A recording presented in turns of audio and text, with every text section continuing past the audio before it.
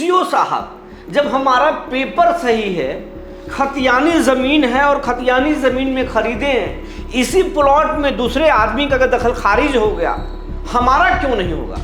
तो जवाब सीओ साहब का आता है, नहीं होगा। जहाँ जाना है वहाँ चले जाओ, हम झूठ थोड़ी ना बोल रहे हैं। इस ज़मीन में दिक्कत है, दखल खारिज नहीं होगा। अगर ऐसे सवाल, ऐसे जवाब आपका सीओ को मिलता है तो परेशान मत होइए। अब ऐसे बोलने वाले सीओ साहब पर गाज गिरना शुरू हो गया है और परिमार्जन में बार बार कैंसिल हो रहा है आपका आवेदन, और दलाल बोलता है कि छोड़ो यार, जब तक नहीं पैसा दोगे तब तक तो होगा ही नहीं। और इससे अगर आप परेशान हैं तो परेशान मत होइए, क्योंकि अब ऐसे कर्मचारी और ऐसे सीओ पर गाज गिरना शुरू हो गया है। अब अगर आपको भरोसा नहीं तो कुछ खबरें हम आपको आज इस खबर में दिखाएंगे। जी नमस्कार, मैं हूं विपुल कुमार और आप देख रहे हैं सूर्य विहार डिजिटल न्यूज। अब हम तमाम रैयतों से, तमाम किसानों से, तमाम दर्शकों से अपील करना चाहते हैं, अगर आप इस खबर को देख रहे हैं तो ये आपको भली भांति पता होगा, हम आपके लिए रोज आवाज़ उठाते हैं। ज़रूरी नहीं है हम दूसरा खबर भी कर सकते हैं, लेकिन हम किसानों की चिंता करते हैं, उन रैयतों की चिंता करते हैं जो बेबस हैं, जो लाचार हैं। बहुत लोग तो ये भी लिखते हैं कि कान पक गया, क्यों बोलते हैं, बक बक करते हैं। लेकिन अगर ऐसा है कि हमारे आवाज़ दबा देने से, अगर रोक देने से आपका कल्याण हो जाए तो कोई बात नहीं, कमेंट में कह दीजिएगा। नहीं करेंगे, नहीं आवाज़ उठाएंगे। लेकिन अगर आपको लगता है कि नहीं, आवाज़ उठाने से काम हो रहा है तो कमेंट जरूर कीजिएगा। आपसे एक अपील है कि इस चैनल को बड़ा कीजिए, ये आपका आवाज़ है। ये चैनल को मिलियन परिवारों का चैनल बनाइए। अगर आप फेसबुक पर हमें देख रहे हैं तो पेज को फॉलो कर लीजिए इसी वक्त। अगर यूट्यूब पर देख रहे हैं तो सब्सक्राइब कर लीजिए, बेल आइकन को दबा लीजिए। ऐसा करने में कोई मेहनत नहीं पड़ रहा, ना कोई पैसा लग रहा है, लेकिन आपके एक छोटे से सहयोग से इस चैनल को बड़ा होने में मदद मिलेगा, हमारा हौसला बढ़ेगा। अब आपको खबर विस्तार से बताने जा रहे हैं।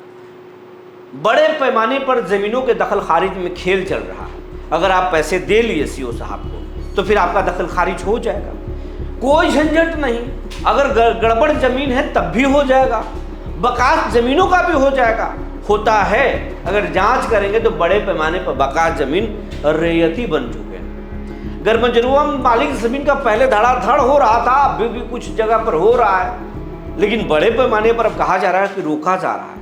लेकिन अगर आप सीओ साहब को पार्टनर बना दिए ज़मीन के हिस्से में और बड़े आप उनको खुश कर दिए तो धड़ते हो जाएगा।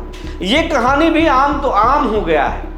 और यही नहीं, इसमें तो इतना गड़बड़ हो रहा है कि कोई व्यक्ति अगर सेटिंग कर ले दलालों के जरिए तो फिर बाप बेटा बन जाता है, और बेटा जो है वो और दूसरा डॉक्यूमेंट मैंने जाली कागज लगाकर कोई ज़बरदस्ती मोटेशन करा ले रहा है, तो कोई रजिस्टर्ड टू को ही बदल दे रहा है। ये पूरा खेल चल रहा है। लेकिन अब ये खेल धीरे धीरे बेपर्दा हो रहा है, क्योंकि पटना में अब जांच इसकी शुरू हो गई है। और हमने 2 दिन पहले आपको दिखाया था कि सारण में पदस्थापित सीओ दाऊद नगर में मोटेशन कर दिए थे। आखिर क्यों?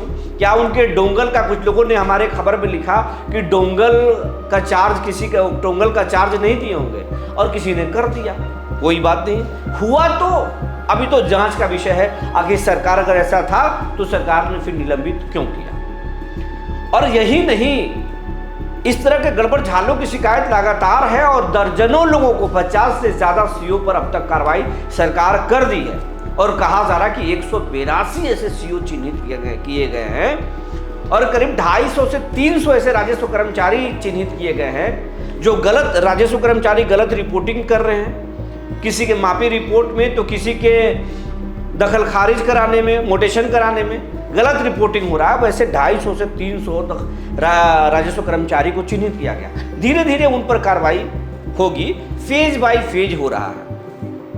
और ऐसे 50 से ज़्यादा सीओ हैं जिन्हें सस्पेंड किया गया है, और अभी करीब 182 से 200 कहा जा रहा है ये और सीओ हैं जिनकी भूमिका संदिग्ध मिली है। लेकिन किसी को ऐसे निलंबित नहीं किया जा सकता। सरकार उनकी भूमिका और उनके द्वारा किए गए दखल खारिजों की जांच करा रही है, और जो उनके द्वारा कैंसिल किया गया है दखल खारिज, उसकी भी जांच की जा रही है कि आखिर हुआ तो क्यों हुआ। हाँ खैर, इसमें एक फर्जीवाड़ा भी चल रहा है, साइबर फ्रॉड ठग भी रहे हैं। आपको बता रहे हैं, अगर आपको कोई राजस्व विभाग के अधिकारी बन के या कर्मचारी बन के ये बोलता कि मैं पटना से हूँ, आपका दखल खारिज कैंसिल हुआ, आवेदन नंबर इतना है, तो झांसे में मत आइएगा, बोलिएगा कि ठीक कहाँ आना है, ऑफिस जाइएगा। किसी को कोई पैसा नहीं देना, कोई OTP नहीं देना है। ऐसा साइबर फ्रॉड भी हो रहा है, ये भी जानकारी मिली है। क्योंकि साइबर फ्रॉड जो होते हैं एग्जैक्ट डेटा निकाल लेते हैं, वो डेटा सर्च करते हैं या फिर उनके बहुत लिंक्स होते हैं। तो कहीं से भी कोई कॉल आए तो भरोसा मत कीजिए, ये आपको सजग कर रहे हैं, सतर्क कर रहे हैं। किसी पे भरोसा मत कीजिए, जिससे भी हो उससे जाकर मिल लीजिए। थोड़ा परेशानी हो सकता है लेकिन मिलिए, लूटने से आप बच सकते हैं। क्योंकि बचाने चले हैं जमीन और धन ही उड़ जाए, तो ऐसा करना नहीं। तो ऐसे CO के द्वारा जो है दखल खारिज जो किए जा रहे हैं, उन दखल खारिजों की जांच भी हो रही है। जो कैंसिल किए जा रहे हैं, उन कैंसिल करने के जो कारण बताए जा रहे हैं, उसकी भी जांच हो रही है। और इसमें कई सारे लोग जो है संदिग्ध मिले हैं, उनकी भूमिका संदिग्ध मिली है, उन पर कार्रवाई होगा। अब सवाल, अगर भरोसा नहीं तो कुछ खबरों को हम दिखा रहे हैं।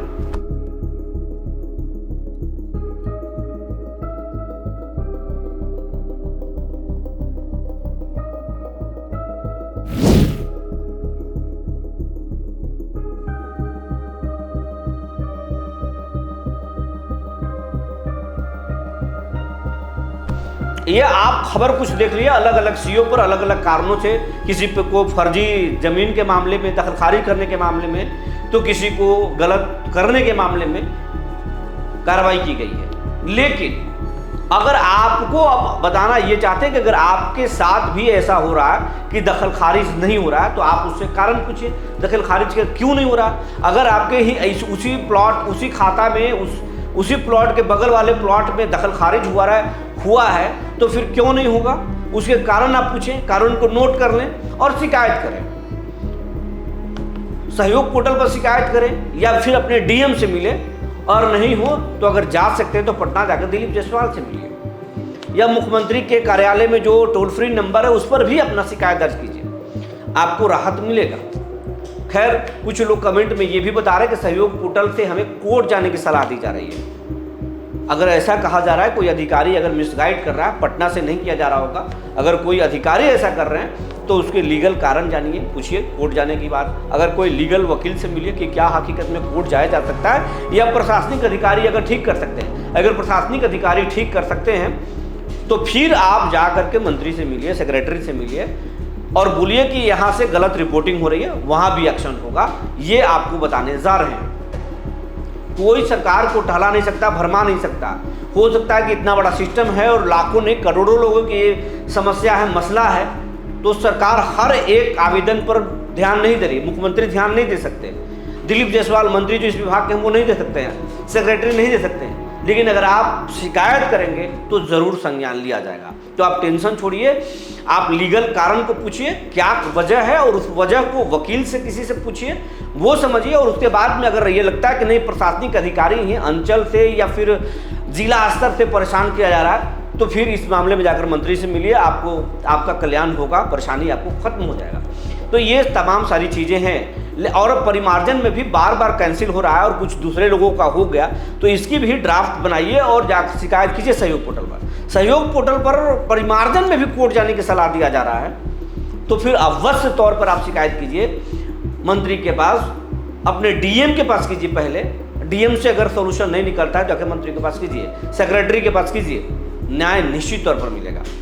लेकिन मिलेगा, आपको बताने जा रहे हैं, दिलीप जायसवाल और सम्राट चौधरी हर हालत में चाहते हैं ज़मीनों का विवाद खत्म हो, क्योंकि ज़मीनों के मामले में भी हाल में रोहतास के एक गांव में हत्या हो गई, पहले भी हत्या हुई थी। भोजपुर हो, बेगूसराय हो या बिहार के अलग अलग जिले हो, गया हो, हर जगहों पर ज़मीन के मामले को लेकर खून खराबा हो रहा है। ये गलत है, सरकार इससे चिंतित है। सरकार हर हाल में हिंसा को रोकना चाहती है, सरकार हर हाल में अपराध को कम करना चाहती है, और ज़रूरी है कि ज़मीन के विवादों को खत्म करें। इसीलिए बिहार भर के DM, बिहार भर के SP को कहा गया है कि ज़मीन के मामले में अगर कोई जानबूझकर लटकाया जा रहा है तो वैसे अधिकारियों पर कार्रवाई करें, वैसे पुलिस अधिकारियों पर भी कार्रवाई करें। सरकार गंभीर है, बस आप शिकायत कीजिए, जागरूक रहिए। अगर कोई आपसे पैसे मांगे तो मत दीजिए, इस बात की भी रिपोर्टिंग कीजिए। कोई अगर जबरन तंग कर रहा है तो निगरानी में रिपोर्ट कीजिए, ऑप्शन खुले हुए हैं। आप टेंशन छोड़िए, सरकार सजग हो गई है और बहुत जल्द एक्शन आपको मिलेगा। एक्शन लिए जा रहे हैं, लेकिन आपको भरोसा नहीं हो रहा क्योंकि आप लगातार परेशान हैं। लेकिन धीरे धीरे सबकी परेशानी खत्म होने वाली है क्योंकि सरकार ने सोच लिया है। अब हम कुछ कमेंट्स बताने जा रहे हैं आपको, जो लोग हमसे जिन्हें फ़ायदा हुआ है, जिन लोगों ने हम कुछ अपने जो कुछ लोगों ने हमें लिखा है उन लोगों की बात बता रहे हैं।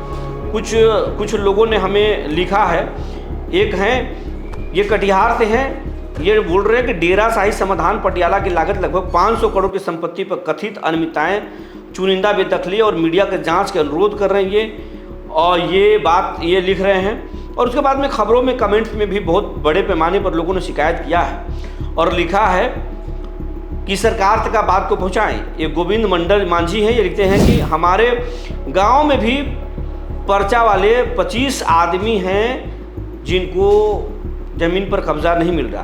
बिल्कुल मिलेगा, बहुत जल्द शुरू होने वाला है ये एक्शन। एक है अंबानी मुकेश कुशवाहा, ये मैं मुकेश प्रसाद पिता स्वर्गीय वासुदेव महतो, क्या समस्या है ये नहीं लिख रहे हैं, आप समस्या बताएं।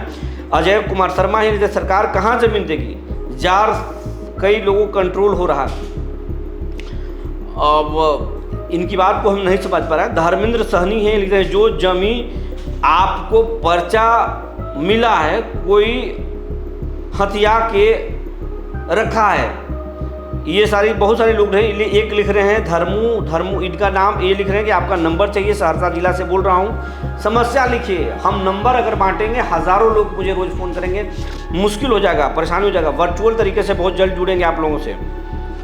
और एक प्रीमियम कंटेंट भी प्रीमियम लोगों के लिए, मेंबर के लिए बहुत जल्द शुरू करेंगे, जिसमें लाइव आएंगे और आपसे बातें करेंगे। बहुत जल्द हम शुरू करने वाले हैं वो, जिसमें हमसे आप लाइव सवाल कर सकते हैं और आप लिख सकते हैं और हम आपको जवाब आपके नाम पढ़ के बताते जाएंगे, इसमें ये करना है। हम बगल में एक्सपर्ट भी रखेंगे। पर एक लिख रहे हैं कि वकील महतो लिखते हैं मेरा ज़मीन कब्जा कर लिया है, क्या करें, आप शिकायत कीजिए। ऐसे बहुत सारे लोग हैं जो परेशान हैं और वो चाहते हैं, न्याय होना चाहते हैं। सरकार के अधिकारी अगर ये देख रहे हो तो लोग कितने परेशान हैं आप देखिए। लेकिन जो लोग परेशान हैं दखल खारिज को लेकर, जो लोग परेशान हैं परिमार्जन को लेकर, उनसे कहना चाहते हैं अपनी शिकायत कीजिए। शिकायत में अगर आपको भरमाया जाता है लीगल कारण पूछिए, लीगल कारण जानने के बाद फिर किसी लॉयर से मिलिए और पूछिए क्या ये प्रशासनिक अधिकारी अपना परेशानी कोर्ट पर फेंक रहे हैं क्या, क्योंकि कोर्ट मत जाइए, कोर्ट जाने से पहले अच्छे तरीके से समझ लीजिए, क्योंकि कोर्ट में लंबे समय बाद आपको न्याय मिलेगा। कोर्ट जाने से मैं नहीं रुक रहा हूँ, कोर्ट तो सबको न्याय देती है, कोर्ट तो सर्वोपरि है, सिस्टम से ऊपर है, सबसे ऊपर है कोर्ट। लेकिन कोर्ट के वजह, कोर्ट में भी ओवरलोडेड है, कोर्ट में ज़्यादा मामले हैं और कोर्ट भी मामलों को निष्पादन के लिए लोक अदालत लगाती है, यानी निचले स्तर पर ही निपटाना चाहती है। तो कोर्ट का भी आप समझ रहे हैं कोर्ट का कंसर्न क्या है। तो आप पहले लीगल कारण समझिए और फिर शिकायत कीजिए, निश्चित तौर पर आपको न्याय मिलेगा। आप क्या सोचते हैं इस खबर के बारे में हम जरूर बताएं। तब तक के लिए धन्यवाद।